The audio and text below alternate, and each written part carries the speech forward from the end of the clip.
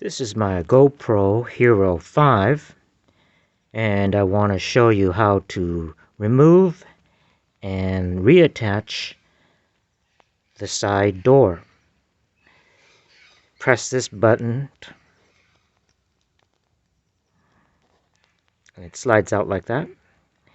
To remove the door, you have to get it beyond.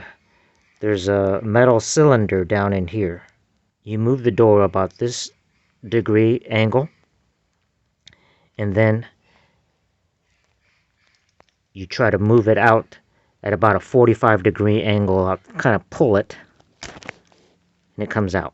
This is what the door clasp looks like. I want to show you first about the door. The door is in two pieces. This thing slides.